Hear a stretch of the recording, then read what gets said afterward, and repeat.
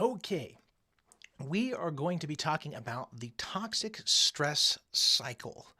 I've taught here, and this might date this recording in 20, well, oh my goodness, it's 2021, right at the beginning. I've taught for 13 years now, over 1,700 students, and I gotta say, a lot of them are in toxic stress cycles. In fact, most Americans are. Our lineage, whether we are Native American, African American, Asian American, Hispano American, um, whether we are coming from Northern Europe, Southern, or Eastern, it doesn't matter.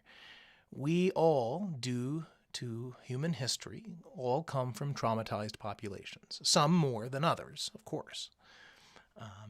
All suffering is suffering, and the brain doesn't know whether it's because, oh my God, Becky hated my hair and put gum in it, or oh my God, I watched my father get tased by the cops. The brain can't actually measure the severity of those. It just knows that it feels threatened. And this is the story of how that happens. Every human being today, in the future, and 5,000 years in the past, 10,000 years in the past, 15,000 years of the past, and beyond, experienced some degree of trauma. This is the story of how that actually plays out in our everyday lives today. So let's talk about what gets into our brains before they're even fully formed, okay? Prenatal, before birth, the DNA of your lineage, the DNA of your ancestors, basically tips the scales. Okay, it puts you closer or further away from certain types of behaviors, or certain types of skin color, or certain types of mental processing, or certain types of running. That's why you see really famous musicians have kids who are usually pretty good at the arts and at creation. That's why you see a lot of people, and it's a lot more complicated than this, let me be very clear. You'll see this lineage of everybody was a doctor, everybody was a teacher, everybody was a this, everybody was a that, everybody was a professional. My father was a certified public accountant. He was in charge of people's taxes and helping them understand where they were spending their money. His dad was a pharmacist, another kind of professional. His brother, my dad's brother, dentist. My other brother, my other uncle, excuse me, he is an insurance salesman. And my aunt, who was born a bit later than the other three, had a very different set of outcomes, and she was a great mom, still is. And so all of this stuff that happens even before you're born, okay, and while you're within your mama, before the love push, it kind of gets you going towards certain behaviors. Let's say your mom is pregnant with you, and she has a really stressful pregnancy because, I don't know, maybe a global pandemic has made it hard to eat. That existence of her stress and the fact that she didn't get enough calories is going to impact your DNA. It's going to impact your code inside of your body. And now it's not going to obviously give you a second stomach or a third arm, but it's going to turn certain genes more likely to turn on and turn others more likely to turn off, okay? Basically, if your mom is super, super stressed prenatal and at the natal when you're born and just afterwards, if your mama's or your caregiver is really stressed out, your brain and your body gets that message that, kid, you've been born into a fight. You better get ready to fight everything that comes at you.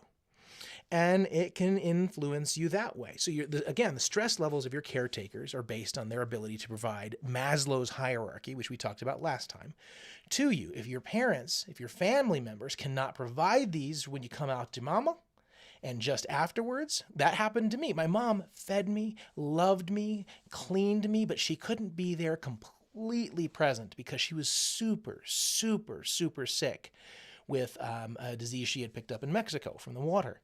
Her body couldn't handle it. And the stress of pregnancy allowed this disease to come back up again. And my mama was loving and caring, did everything right that she could, but she was really sick. And so this one of the things that made my brain a little bit different are those stress levels right when I came out my mama, okay? But luckily, my mama got well, and she took care of me very well. I got lucky. Well, when you are conditioned, this doesn't have to be good. It doesn't have to be bad. But as you're being raised as a young kid, right before all the way until you hit puberty, until you hit adolescence, you get language, interactions, interconnections. You learn the world, the society you live in, the emotional world you live in. And you get a bunch of mental tools from your neighbors, your friends, tus primos. Everybody in your life is part of forming the little crystal you see on the right. And I call it the DCPA, the Dynamic Central Perceptual Axis, or axis, depending on how you look at it. Let's just think of it as a brain crystal. Think of it as all the information in the universe that you're experiencing comes in, bounces around, and comes out as behavior, okay? Your DCPA, your brain crystal, when a teacher repeats something, that's almost always super important. The teacher's talking about the DCPA or brain crystal, the Dynamic Central Perceptual Axis. Oh my God, he said it a third time. That means it's important. Make a note of it. Is basically the center of your sense of self. It's a result of all you've experienced and a result of all your ancestors, all that your ancestors experienced as well. So everything that your great-great-great-great-great-great-great-grandma experienced was passed down to her children, to her children, to her children, to her children, and it came out as you. So we all have this lineage. It's, again, one of the reasons there's so much toxic stress disorder in the United States. Well, let's see what happens when a stress event, a specific stress event happens. Let's say a car wreck, okay? When a stress event happens, boom, and your body senses a threat, you have no ability, zero ability to control the initial response your body has to that stress. You got no choice in the matter. Your body just going to do what your body going to do, okay? And you have what's called an initial stress response. No, you don't turn translucent and blue, although that kind of would be cool.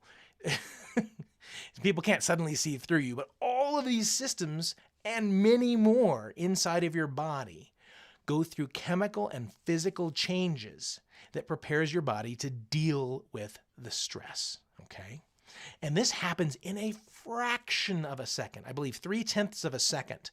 Something happens, and you can get actually even faster than that with training, but naturally speaking, you have a brand new event you were not expecting. It takes you about 1/3 of a second to figure out something's wrong. And by the way, when I say you're able to figure out something's wrong, you don't even know it's happened, but your body does, okay? And your body starts to make a judgment. It says, whoa, whoa, whoa, whoa, whoa, whoa, whoa. Is this acute stress or chronic stress, okay? If it's acute stress, your body temporarily protects you. It sends certain information and chemicals throughout the entire body to try to help you get your immune system going. Okay? But chronic stress actually wears your body down and makes your immune system not work. Oh my God, it's so complicated. No worries. But I do repeat myself here, so you might want to write this down. So, we do not have a plan in our brain, in our experience, when we experience acute stress. That doesn't mean adorable stress. It means it's an event that's new. So if you've never been in a car wreck before, and you get in a car wreck, oh my gosh, your body freaks out. Oh my God, this is new, this is new, this is new. And if you have chronic stress, your body goes, oh no, we've seen this so many times before. But no matter what we try, nothing ever changes. And so your body goes through something in between these two extremes most of the time. Your body completely freaks out, or your body's like, again. No, thank you. And again, almost everything happens in between. Now look at the right. The neuroendometabolic stress response. Yeah, all of that happens when you have a stress event. Yeeks. A stressor happens, that car wreck we talked about, okay? If it's an acute stress, excuse me, that was kind of gross. If you see somebody stressed, all of this is going on in their bodies. Their reproductive organs, their thyroid, pancreas, liver. This has to do with the nervous system a bit. It's a little bit more complicated, but your immune system, your microbiome, the bacteria inside of your body go crazy. Your gastrointestinal, your tummy and your poop chute go crazy. Your central nervous system, your ancillary nervous system, your heart, your adrenal glands, all of this goes crazy. Your hormones, metabolism, detoxification response, inflammation response, neuroaffect response, your cardionomic response, all of it goes crazy, trying to help you survive the stress. If that's too complicated for you, maybe you can try remembering the other words. It's when you have a secondary stress event, your emotional response to the stress. That's when you first realize something's wrong. Your biopsychosocial or cardio-gastrointestinal neuroimmuno and endocrinological system. That's a fun one. Say that 3 times fast. Or neuroendometabolic system. Let's just think of it as our stress response system. Our stress response system. Our stress response system. Our stress response system. Okay. I repeated that many times. It's important. Basically, your body goes through a series of measuring techniques. Okay. Your body goes, how much uncertainty do I have? Have I experienced this before? What information is available? How is this similar to what I've had happen before? What can I control? What can I not control? And what's the conflict between my safety needs, my physiological needs, my belonging needs? And your body goes and it measures all of this. Again, within a second, it does all of this. And you start to have your emotional response. And so your body basically freaks out. And your body has to say, okay, I freaked out. Something's wrong. Is this really a threat? Well, if your body doesn't think it's a threat, your body's still like, oh, okay, I'm going to still pay attention. I'm going to put attention, as mi abuelo would say. I'm going to pay attention just in case, but I don't think I'm in a threatening situation. Okay, that's good, because you can start to come down from that. But what if it is really a threat? What if there really is something that is starting to be a threat to your continued sense of self? Your social self, your psychological self, your mental self, your physical self, your biopsychosocial sexual self, all of these things that make us human. Okay?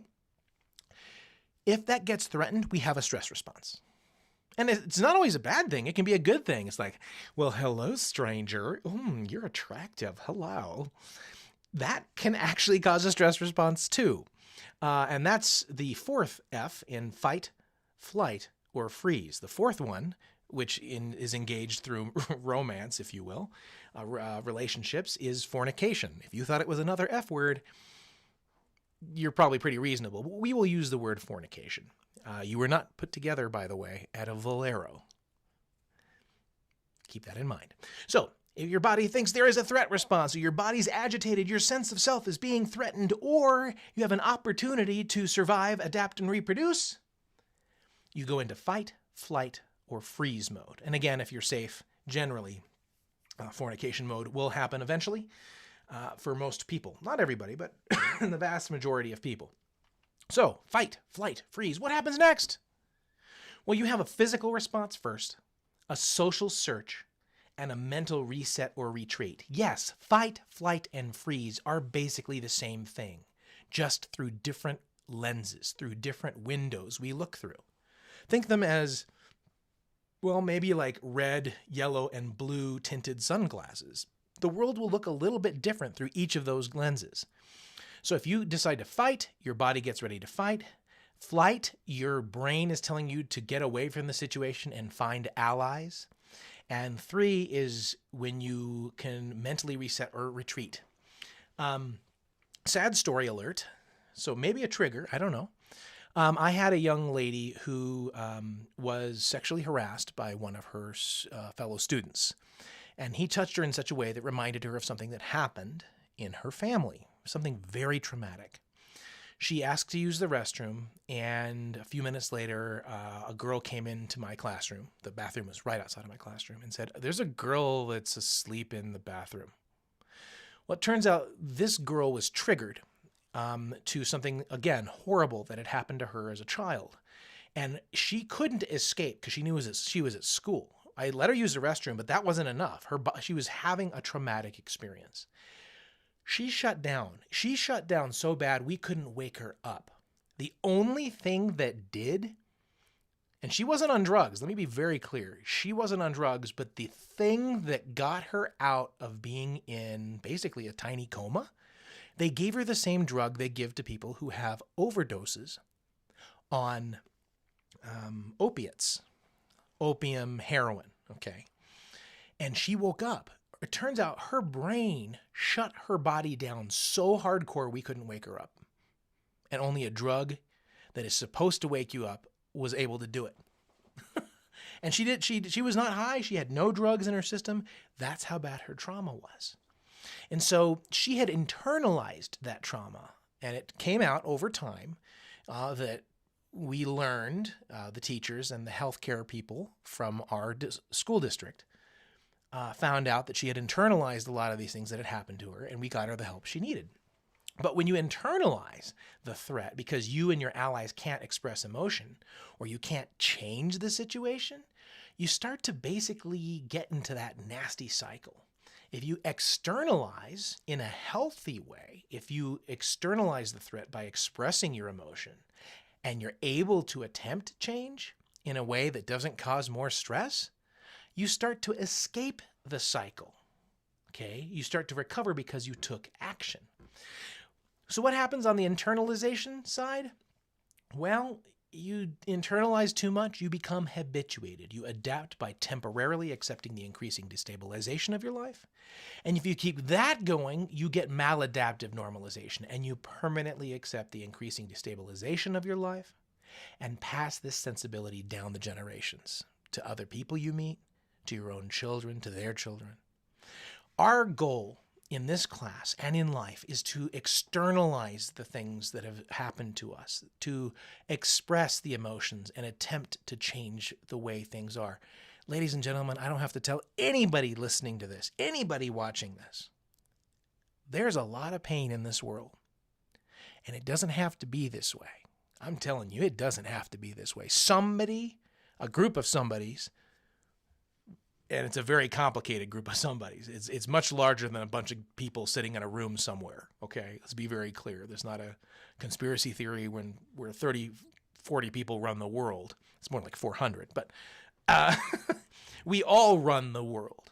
And because we all have adapted to the maladapted to the normalization of injustice and racism and sexism and hate and heteronormativity and all of these things that we think are normal. We've accepted certain things as normal, and the universe likes diversity, not unanimity. It likes things to be diverse. And so once we externalize our threats, once we express our emotions and attempt change, we can start to understand and then influence, and in the best cases, we can change our circumstances, either individually, as a family, as a community, or maybe as classmates. Okay? And once we start to learn, because we expressed our emotion and attempted change, we will learn that we are not alone in our pain. We are not the first people to feel these things. We are not the first people to think these things. But we're going to be the first people to move things towards a better term, to move the world to something more beautiful and more green and lush and life-filled. We can do that.